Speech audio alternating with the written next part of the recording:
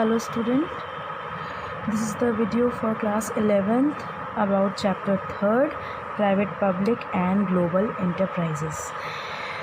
Your holiday homework is based on this chapter. Consider every topic, considering topic and giving the questions. So these topics are covering in this chapter. So first start with the first topic, public sector and private sector enterprise concept. Okay, let's discuss first that what is private and public sector enterprise. Private sector enterprise are those who are only controlled, governed, run by the private entrepreneurs. इसका मतलब है जब कोई एक आदमी या एक से ज़्यादा आदमी जो कि गवर्नमेंट से लिंक ना हो, जिनका यानी कि वो प्राइवेट हो, टोटली प्राइवेट हो. प्राइवेट यानी कि ऐसा जो कि खुद अपने आप से अपना बिजनेस चला रहा हो, तो उसे हम कंसिडर करते हैं प्राइवेट सेक्टर एंटरप्राइजेज़ में. अब पब्लिक सेक्टर एंटरप्राइजेज़ क्या होता है? पब्लिक सेक्टर वो होते हैं जिनका पूरा कंट्रोल, ओनरशिप, रनिंग पूरा किसके हाथ होती है? गवर्नमेंट के हाथ होती है. यही इसका बेसिक डिफरेंस है. प्राइवेट सेक्टर में अभी हमें लास्ट चैप्टर पढ़ा था, जैसे सोल ट्रेडर हो गए. सोल ट्रेडर यानी कि सोल मतलब होता है एक, तो सोल कोई एक इंसान अपना बिजनेस चला रहा हो. जैसे कि अगर हम बात करें, जैसे एक बाल काटने वाला होता है, वो एक ही होता है, अपना सलून चलाता है, अपना पार्लर चलाता है. जैसे कि हम किराने की शॉप या स्टेशनरी की शॉप पे जाते हैं, तो एक इंसान जो अपना बिज़नेस रन कर रहा हो उसे कहते हैं सोल ट्रेडर. उसके अलावा अगर आप देखें तो पार्टनरशिप भी आपने देखा है. लास्ट चैप्टर में हमने पार्टनरशिप के बारे में मैंने आपको नोट्स दिए थे, जिसमें था कि जब दो या दो से अधिक लोग किसी बिज़नेस को चलाने में सहयोग करते हैं तो उसे कहते हैं पार्टनरशिप. तो ऐसे ही प्राइवेट सेक्टर में बहुत सारे पॉइंट्स आते हैं, हम उसमें अभी बात करेंगे, इसके नेक्स्ट पेज पे वो है. अदरवाइज़ अब जब हम बात करते हैं पब्लिक सेक्टर की, तो पब्लिक सेक्टर यानी कि जो कि गवर्नमेंट के द्वारा चलता हो, ऐसी कोई भी संस्था जो गवर्नमेंट द्वारा चलती हो. जैसे कि हम एक बहुत बड़ा एग्जांपल लेते हैं जो आपके सामने भी है, दैट इज़ रेलवे. रेलवेज़ जो चलाया जाता है वो किसके द्वारा चलाया जाता है? पब्लिक सेक्टर के द्वारा, यानी कि गवर्नमेंट द्वारा. अब हम आते हैं इस चार्ट पे जो कि आपकी बुक में दिया हुआ है. देखिए अब इसमें क्या क्या चीज़ें आती हैं, अगर आप ध्यान से देखें तो प्राइवेट सेक्टर एक इंडियन इकनॉमी को जो है वही मिक्स्ड इकनॉमी है. मिक्स्ड मतलब क्या होता है? जहाँ पर पब्लिक प्राइवेट दोनों तरह से काम किया जाता है, यानी कि कैपिटलिस्ट भी हों, सोशलिस्ट भी हों. तो हम लोग की इकनॉमी क्या है? मिक्स्ड है, यानी कि हम गवर्नमेंट का भी रोल है इसमें और प्राइवेट सेक्टर का भी रोल है. तो प्राइवेट सेक्टर और पब्लिक सेक्टर है यहाँ पर. प्राइवेट सेक्टर में देखिए सोल प्रोप्राइटर जो कि लास्ट चैप्टर में आपने यहाँ से लेकर आपने यहाँ तक पढ़ा हुआ है. जॉइंट स्टॉक भी पढ़ा होगा, ये भी पढ़ा हुआ, मल्टीनेशनल ये भी पढ़ा हुआ है. तो ये सारी चीज़ें आपकी है. मेन टॉपिक यही है, सोल प्रोप्राइटरशिप, पार्टनरशिप फर्म. अब देखिए सोल प्रोप्राइटर में क्या होता है? लोकल रिटेलर्स हो गए जो कि आपके आसपास दिखते हैं, ब्यूटी पार्लर हो गया, टेलरिंग शॉप होगी, इनकी खुद की बिजनेस होता है. पार्टनर्स फर्म हो गया, यानी पार्टनरशिप फर्म में जैसे CA 2-3 CA मिल के खोल रहे हो, ये लॉ यानी कि जो एडवोकेट्स होते हैं उन्होंने अपना ऑफिस खोल लिया, और रेस्टोरेंट वाले होते हैं जॉइंट पार्टनरशिप करते हैं मेनली, जिससे कि इनका रिस्क जो होता है वो और लोगों में बढ़ जाता है. मगर सोल प्रोप्राइटर में क्या होता है? एक इंसान रिस्क बेयर करता है. जॉइंट हिंदू फैमिली बिजनेस, ये ऐसे बिजनेस होते हैं जो कि एंसेस्ट्रल प्रॉपर्टी, यानी कि जैसे मान लो किसी के फादर ने स्टार्ट किया एक बर्तन की शॉप, तो उसके बच्चे यानी कि जितने ज़्यादा वो जनरेशन वाइज आगे बढ़ेगा, वो सारी जनरेशन एक ही बिज़नेस को डील करेगा. दैट इज़ जो उनके एंसेस्ट्रल ने स्टार्ट किया है. कोऑपरेटिव सोसाइटी, ये तो मेनली जिसके लिए होता है, ये अपने खुद के मेंबर्स बनाता है, जैसे कि मेंबर्स को ये प्रॉफिट तो नहीं पर मेंबर्स को आर्थिक इकोनॉमिक हेल्प प्रोवाइड कर सके. फिर joint stock company, mainly companies होती हैं. कंपनी यानी कि जो अपने बड़े कंपनीज़ लार्ज स्केल में देखी हुई हैं, उन कंपनीज़ की बात हो रही है जो कि आर्टिफिशियल पर्सन होते हैं, जिनकी अपने एग्जिस्टेंस जो होता है परपेचुअल होता है और सेपरेट अपनी लीगल एंटिटी होती है, जो हमने लास्ट चैप्टर में डिस्कस किया है नोट्स के थ्रू. मल्टीनेशनल कॉर्पोरेशन वो होती है जो कि बहुत वाइड जिनका रेट होता है, बहुत वाइड होता है, यानी कि जैसे कोई कंपनी है जिसने अपने ब्रांच, एक हेड ऑफिस कहीं है और ब्रांचेस को उसने पूरे ऑल ओवर वर्ल्ड में स्प्रेड कर रखा, दैट इज़ MNCs. फिर आते हैं पब्लिक सेक्टर. पब्लिक सेक्टर को इन्होंने 3 भाग में डिवाइड किया है: departmental undertaking, public corporation, government companies. अब डिपार्टमेंटल अंडरटेकिंग में जैसे हमने बात की थी रेलवेज़, यानी कि रेलवे ने एक डिपार्टमेंट, गवर्नमेंट ने एक डिपार्टमेंट बना दिया रेलवे का, तो रेलवे उस पर डील करता है. टेलीफोन यानी कि जो आपके टेलीफोन का है, जैसे रिलायंस हो गया, पर रिलायंस इज़ अ प्राइवेट. अब BSNL का एग्जांपल ले सकते हैं. BSNL is a perfect example for public sector. Then आते हैं post and telegraph and defence भी आप जानते हैं। देन पब्लिक कॉर्पोरेशन, LICs यानी कि जो हम LIC लाइफ इंश्योरेंस कॉर्पोरेशन होते हैं, IDBI industrial development bank of India, RBI के बारे में आप जानते हैं, उनके बारे में कुछ बताने की ज़रूरत नहीं। RBI is the reserve bank of India. और एयर इंडिया यानी कि जो हम फ़्लाइट से जो गवर्नमेंट की फ़्लाइट है, यानी कि वैसे तो आपके पास इंडिगो है, स्पाइस जेट है, ये सब क्या प्राइवेट है, मगर एयर इंडिया ऐसी है जो कि प्राइवेट सेक्टर में ही जिन्होंने गवर्नमेंट ने अपने आप को इस्टेब्लिश किया है कि हमारी भी एक फ़्लाइट या हमारा ये अंडरटेकिंग रहेगा। गवर्नमेंट कंपनी में देखिए गेल हो गया, सेल हो गया, ये स्टील अथॉरिटी ऑफ इंडिया है। देन BHEL हो गया, ये आपका भारत हैवी इलेक्ट्रिकल लिमिटेड है। तो ये सब चीज़ें जो आती हैं ये आपकी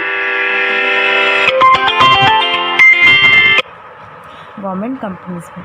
फिर आते हैं, अब आते हैं फॉर्म्स। ये सेकंड टॉपिक है आपका, forms type of public sector enterprise, जिसमें departmental undertaking, public corporation, statutory corporation, government company है। आपका क्वेश्चन जो फर्स्ट टॉपिक था वो था पब्लिक और प्राइवेट सेक्टर को लेके, तो पब्लिक और प्राइवेट सेक्टर को लेके मैंने आपको समझा दिया है कि आपको कैसे उसमें राइट डाउन करना है।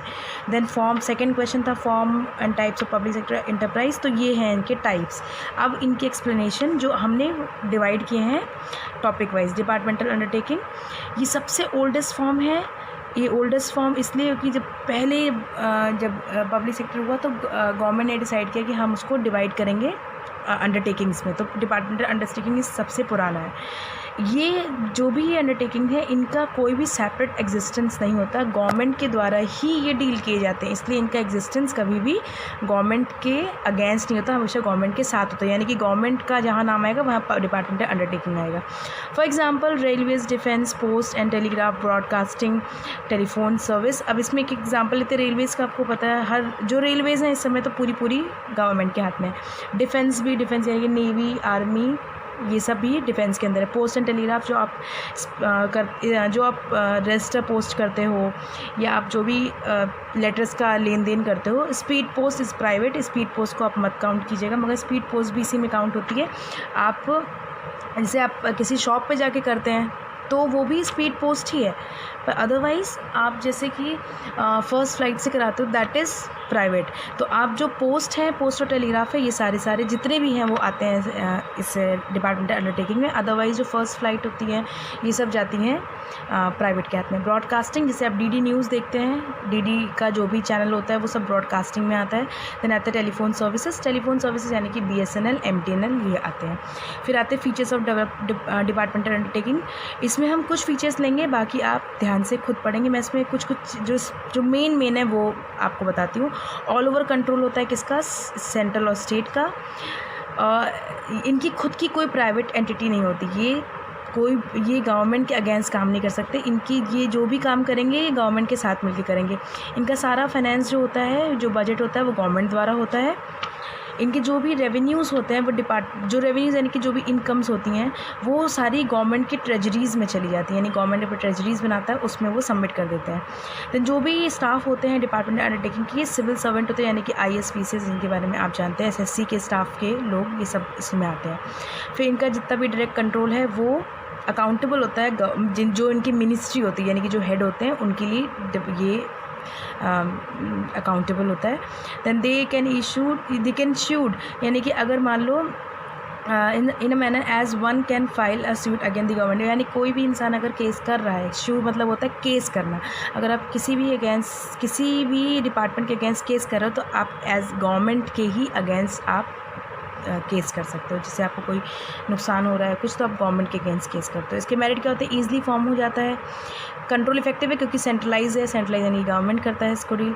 ऑप्टिमम फंड, यानी कि इन लोग के बजट्स बनते हैं, आप देखते हुए सालाना फाइनल बजट्स आते हैं, एनुअल बजट्स आते हैं, तो बजट के अकॉर्डिंग ही यूटिलाइजेशन ऑफ फंड करते हैं। अकाउंटेबल, आप जो भी अकाउंटेबिलिटी यानी कि जवाबदेही किसे करते हैं, गवर्नमेंट को करते हैं। देन आते हैं नेक्स्ट पब्लिक रेवेन्यू, यानी कि पब्लिक से जो पैसा मिलता है उसी को हम यहाँ पर कंसिडर करते हैं। सीक्रेसी इसलिए क्योंकि गवर्नमेंट का है तो गवर्नमेंट का पूरा कंट्रोल है, तो गवर्नमेंट की ही सीक्रेसी इसमें मेंटेन होती है। देन आते हैं डीमेरिट में इनफ्लेक्सिबल, क्योंकि गवर्नमेंट के द्वारा काम किया था तो जल्दी आप इसे चेंज नहीं कर सकते, इसमें बहुत डिले होता है। कोई मान लो चेंजेस लाने हैं, फॉर एग्जाम्पल आपको किसी लॉ में चेंजेस लाने हैं तो उसके लिए बहुत सारे बिल्स पास होते हैं, संसद में जाता है, पार्लियामेंट में जाता है, जब बहुत मेजॉरिटी ऑफ वोट मिलता है तब जाके इसका तब वो जाके पास होता है, इसलिए इनफ्लेक्सिबल है। गवर्नमेंट की चीज़ों को आप जल्दी से चेंज नहीं कर सकते। लैक ऑफ मोटिवेशन, इनके पास जो रेवेन्यूज़ होते हैं वो सारे आके डिपॉजिट हो जाते हैं ट्रेजरीज़ में, तो यानी कि इसमें कोई रिवॉर्ड या जिससे कोई एक्स्ट्रा काम कर रहा हो तो इसके लिए कोई रिवॉर्ड्स नहीं होते, वो सीधे गवर्नमेंट के अंडर चले जाते हैं। लैक ऑफ फाइनेंशियल ऑटोनॉमी, यहाँ पर बता रहे हैं कि लॉन्ग टर्म इन्वेस्टमेंट के बेस पे होता है, यानी कि आपको कहीं पर भी आप कुछ पैसा खर्च कर रहे हो तो आपको तुरंत इसका रिस्पॉन्स नहीं मिलेगा, ये लॉन्ग टर्म बेसिस पे होता है।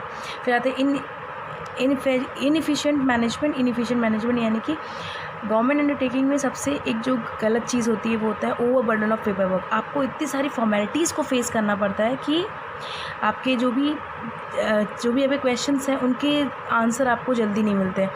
ओवर बर्डन ऑफ पेपर यानी कि इतनी ज़्यादा फॉर्मेलिटीज़ हैं कि आप उस फॉर्मेलिटी से बचने के चक्कर में प्राइवेट की तरफ मूव करने लग जाते हो। रेड टेप्स एंड ब्यूरोक्रेसी, यहाँ पर ही रेड टेप्स यानी कि आपने नोटिस किया होगा कि इतनी ज़्यादा फॉर्मेलिटी और पेपर वर्क होते हैं तो यहाँ पर काम में डिले होता है। उसके अलावा ब्यूरोक्रेसी मतलब होता है कि ये लो तानाशाही, यानी कि एक तरह से अपनी जो गवर्नमेंट ने सुझाव लागू कर दिया वो सबके लिए क्या होता है, इक्वली लागू हो जाता है, चाहे उससे किसी का फ़ायदा हो चाहे नुकसान हो। तो ये डिपार्टमेंटल, जैसे मान लो कि रेलवे के किराए बढ़ गए, तो रेलवे के अगर मान लो किराए बढ़ते हैं तो मिडिल क्लास को सबसे ज़्यादा इफेक्ट होता है, हायर क्लास को नहीं होता। तो यहाँ पर यही है कि ब्यूरोक्रेसी, अगर मान लो जब आप जानते हो कि इंडिया में इतने सारे तरह के लोग हैं तो उनके अकॉर्डिंग आपको डिसीज़न लेने चाहिए, पर ऐसा हो नहीं पाता क्योंकि सबके अकॉर्डिंग कैसे चेंजेस ला सकता है। देन आते हैं पब्लिक कोऑपरेशन और स्टैचुटरी कोऑपरेशन, ये दोनों एक ही चीज़ है, आप इनको यूज़ कर सकते हो एक दूसरे के अपोजिट। ओके, स्टैचुटरी मतलब होता है स्पेशल एक्ट, ऐसा कोई कॉर्पोरेट बॉडी जो कि स्पेशल एक्ट ऑफ पार्लियामेंट के अंदर बना हो। देखिए इसमें लिखा है statutory corporation is a body corporate form by a special act of parliament और बाय द सेंट्रल और स्टेट लेजिस्लेचर। तो ये है जैसे कि इंडियन एयरलाइंस हो गया, एयर इंडिया हो गया, स्टेट बैंक ऑफ इंडिया हो गया, लाइफ इंश्योरेंस कॉर्पोरेशन हो गया, फूड कॉर्पोरेशन ऑफ इंडिया, तो ये इसकी एग्जाम्पल है। अब इनके फीचर्स क्या हैं, पहला तो ये एक्ट ऑफ पार्लियामेंट द्वारा बनता है, स्पेशल एक्ट ऑफ पार्लियामेंट, इसके लिए पहला फीचर्स है। नेक्स्ट है इसके पावर ऑब्जेक्टिव जो भी हैं ये एक्ट के द्वारा डिफाइन होते हैं। It operates under total control of, ये टोटली सेंट्रल और स्टेट गवर्नमेंट द्वारा होता है, यानी कि डील किया जाता है, इनका वर्किंग जो होता है ये सेंट्रल और स्टेट गवर्नमेंट करता है। इनकी सेपरेट लीगल एंटिटी होती है, जैसे कि आप उनके नाम से जानते हैं, जैसे कि स्टेट बैंक ऑफ इंडिया और उसके अलावा एयर इंडिया, तो इनके सेपरेट नेम है क्योंकि इनको ऑटोनॉमिकली इनको एक्ट ने पास किया है कि इनको इनके नाम से जाना जाए, पर they are deal by the government. इनका गवर्नमेंट से लिंक नहीं है ऐसा आप नहीं कह सकते, इनका गवर्नमेंट से ही लिंक है, पर उनके अपने नाम है इसमें। ओके, ये बोर्ड ऑफ डायरेक्टर द्वारा चलाया जाता है और ये जो बोर्ड ऑफ डायरेक्टर है नॉमिनेट किए जाते हैं गवर्नमेंट द्वारा, गवर्नमेंट को नॉमिनेट करेगा और उन्हीं नॉमिनेशन से ही बोर्ड ऑफ डायरेक्टर इन पे डील करते हैं।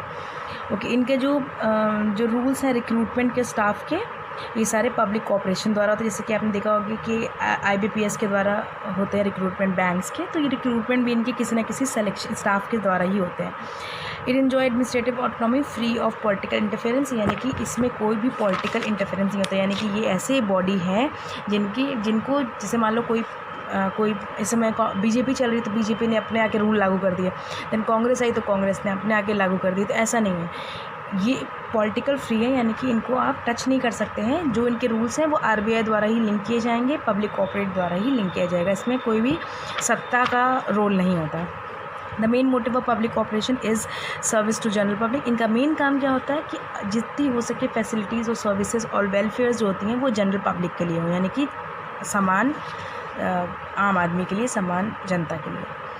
ये अकाउंटेबल किसके लिए होते हैं, parliament, accountable to parliament and state legislature, क्योंकि इनको अपनी एनुअल रिपोर्ट जो भी आपने साल भर में काम किया है ये सारी शो करनी पड़ती है। The accounts of public corporation are generally audited by the controller and auditor general, यानी कि इनका अकाउंट कौन, जैसे बैलेंस शीट बनती है, एनुअल अकाउंट बनता है, इस पर कौन डील करता है, इस पर डील करते हैं कंट्रोलर एंड ऑडिट जनरल, ये भी पब्लिक कॉर्पोरेशन द्वारा ही बनाया जाता है। अब इनके मेरिट्स क्या क्या हैं, एडमिनिस्ट्रेटिव ऑटोनॉमी, यानी कि ये अपने द्वारा ही काम करते हैं, यानी कि ऑटोनॉमस बॉडी है, तो ये इनका जो मैनेजमेंट है वो इंडिपेंडेंस होता है, किसी के पॉलिटिकल इंटरफेरेंस से नहीं चलता, ये हमने डिस्कस किया है। क्विक डिसीजन है, यानी कि आपको जो भी मान लो कोई फॉर्मेलिटीज़ हैं तो उसके लिए आप कोई डिसीज़न ले सकते हैं। That is completely lack of formalities, यानी कि फॉर्मेलिटीज़ उसमें कम होंगी। इनका मेन काम क्या होता है? Service motive to the public interest, यानी कि जनसाधारण के लिए आपके जो भी काम है वो होने चाहिए। एफिशिएंट स्टाफ, इनके स्टाफ जो है सारे रूल्स और रेगुलेशंस फॉलो करते हैं, जो भी रिक्रूटमेंट या रिम्यूनरेशन के टाइम पे होता है, तो सारी फैसिलिटीज़ इनको मिलती है स्टाफ को। प्रोफेशनल मैनेजमेंट, इनके board of directors government nominate करते हैं, तो इनके जो भी बोर्ड ऑफ डायरेक्टर होते हैं वो सारे एक्सपर्ट्स होते हैं, वो नॉर्मल पब्लिक नहीं होती, एक्सपर्ट्स होते हैं सारे। देन आते हैं डीमेरिट्स। डीमेरिट्स क्या क्या है? इनकी सबसे बड़ी डीमेरिट ये है कि यहाँ पर पेपर वर्क बहुत होता है, क्योंकि अब ये लोग हर चीज़ पे गवर्नमेंट का है, तो गवर्नमेंट तो पेपर वर्क पे ही बिलीव करता है, यानी कि आपके पास अगर एविडेंस है that is your paper work, तो इसलिए वो पेपर वर्क पे डील करता है।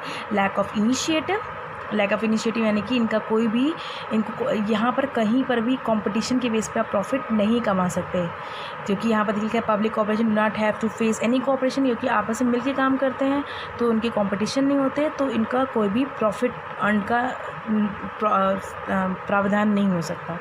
रिजिड स्ट्रक्चर, इनका स्ट्रक्चर क्या है? रिजिड है क्योंकि आप इनके स्टैचुरी कॉर्पोरेशन यानी कि ऐसा जो कि स्पेशल एक्ट द्वारा हो, तो इनके एक्ट ये पार्लियामेंट से बनते हैं, तो ये पार्लियामेंट से ही अमेंडमेंट हो सकता है, तो आप इसको जल्दी से चेंज नहीं कर सकते।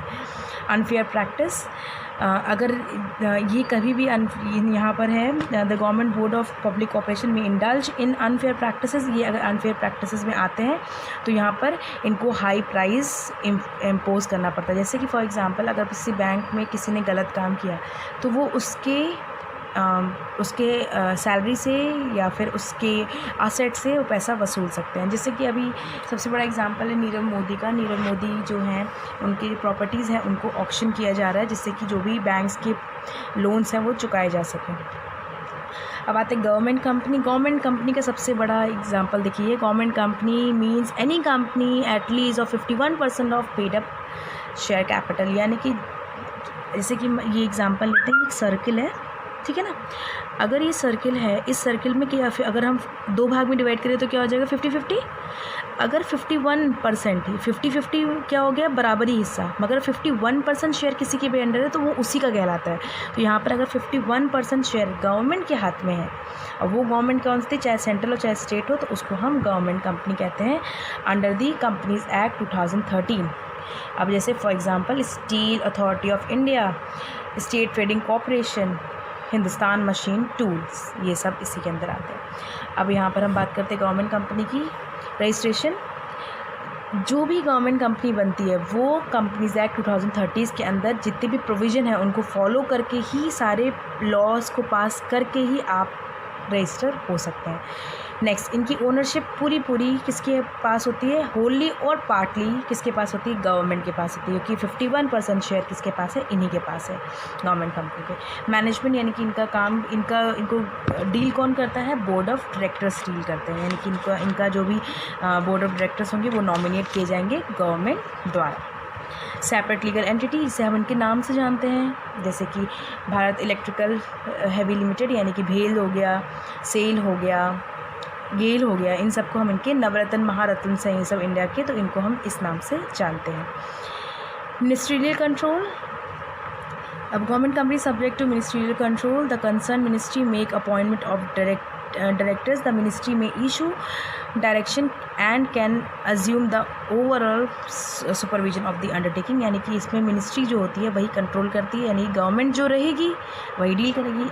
इस समय बीजेपी है तो इस समय बीजेपी डील कर रही है, कांग्रेस आएगी तो कांग्रेस डील करेगी, यानी कि यहाँ पर मिनिस्ट्रियल कंट्रोल है। जिनको मिनिस्ट्री वाला काम दिया गया है, जैसे कि रविशंकर प्रसाद को दिया गया है इंफॉर्मेशन टेक्नोलॉजी वाला, तो इनके अंडर ये आती है, यानी कि जो मिनिस्ट्री होगी इंफॉर्मेशन और ब्रॉडकास्ट की, उसमें रविशंकर प्रसाद का इंटरफेरेंस होगा, उनसे पूछ के ही सारे डिसीजन लिए जाएंगे। देन फाइनेंशियल ऑटोनॉमी, इनकी फाइनेंशियल ऑटोनॉमी क्या है? जो भी इनकी जो भी the government company enjoys borrowing power, it can raise capital by issuing of various securities, ये अपने शेयर्स को इशू करते हैं, जो नॉर्मल पब्लिक खरीदती है या फिर कंपनीज खरीदती है, तो उससे ही जो इनको प्रॉफिट होता है उसी से इनकी ये लोग अपना ग्रोथ और एक्सपेंशन करते हैं। एफिशिएंट स्टाफ, जो भी स्टाफ होता है ये गवर्नमेंट के द्वारा जो निकाले जाते हैं पेपर, उन्हीं के द्वारा लिया जाता है। देखिए इसमें क्या था, recruitment and remuneration of employees of government companies independently decided by the government company, यानी गवर्नमेंट कंपनी डिसाइड करती है कि किसके द्वारा वो अपनी कंपनी को चलाएगी। अकाउंटेबिलिटी टोटल मिनिस्ट्री की होती है, जो मिनिस्ट्री के हेड होते हैं यानी कि मिनिस्टर होते हैं, जिस भी कंपनी के अंडर जो बड़ा सा डिपार्टमेंट होता है उसके ऊपर जो मिनिस्टर होते हैं, यानी कि जो उसके हेड होते हैं वो मिनिस्टर होते हैं, तो उनको ही सारा अकाउंटेबल यानी कि फाइनल रिपोर्ट आपको उन्हीं मिनिस्टर को देनी होती है। फिर आते हैं इसके मेरिट्स क्या क्या हैं। मेरिट है एडमिनिस्ट्रेटिव ऑटोनॉमी, यानी कि फ्री फ्रॉम गवर्नमेंट होता है, पॉलिटिकल इंटरफेरेंस नहीं होता, यानी कि कंट्री चाहे तो यहाँ पर जैसे कि अभी गवर्नमेंट कंपनी है, इन्होंने बोला कि गवर्नमेंट ये चाह रही है तो उसके अकॉर्डिंग ये चेंज करेंगे, मगर यहाँ पर पॉलिटिक्स अलाउ नहीं होती इन सब गवर्नमेंट कंपनी में। ग्रेट फ्लेक्सिबिलिटी, यहाँ पर इनकी फ्लेक्सिबिलिटी जो होती है manage finance and auditable just as a private company, इनकी जो, क्योंकि इसमें 49% शेयर तो किसी ना किसी का होता है ना, इसलिए इनको प्राइवेट सेक्टर कंपनी के द्वारा ही काम रनिंग किया जाता है। दैन एफिशिएंट स्टाफ, इनके सारे स्टाफ सारे रूल्स और रेगुलेशन को फॉलो करते हैं। कोलैबोरेशन में यानी कि जैसे जैसे एक्सपर्टीज़ इनको मिलते हैं उसके अकॉर्डिंग ही कोलैबोरेशन करते हैं। फिर आते हैं demerit, autonomy on paper work, ये गवर्नमेंट कंपनी में हर जगह पढ़ेंगे, जितने भी पेपर वर्क हैं वो सारे इसमें कंसिडर किए जाते हैं, यानी कि पेपर वर्क को ही मायने दिया जाता है, आपके वर्ड्स की कोई वैल्यू नहीं है। पॉलिटिकल इंटरफेरेंस, ये हमने बोला था पॉलिटिकल इंटरफेरेंस इसमें होता है और नहीं भी होता है, मगर एक्चुअल में पॉलिटिकल इंटरफेरेंस होता है पर फॉर दी वेलनेस, मगर कभी कभी पॉलिटिकल इंटरफेरेंस क्या हो जाता है, इसकी डीमेरिट बन जाता है, क्योंकि जो गवर्नमेंट चाहती है वही चलाती है, तो ये मेरिट भी है ये डीमेरिट भी, और यही इसके फीचर्स भी बन जाते हैं। जैसे सिक्के के दो पहलू होते हैं, सिक्का किसी के लिए हेड है तो अच्छा है, टेल है तो बुरा है ना, तो वैसे ही यहाँ पर भी पॉलिटिकल इंटरफेरेंस कहीं कहीं अच्छा होता है मगर कहीं कहीं बहुत बुरा होता है, कहीं कहीं वो कुछ ज़्यादा ही हम पे प्रेशर करता है, ओवरबर्डन करता है। Board packet with government representative, यहाँ पर क्या है, government improve efficiency of the government company, यहाँ पर ही गवर्नमेंट पैकेज अलाउ करता है जिससे कि गवर्नमेंट कंपनी की एफिशिएंसी को इम्प्रूव किया जा सके।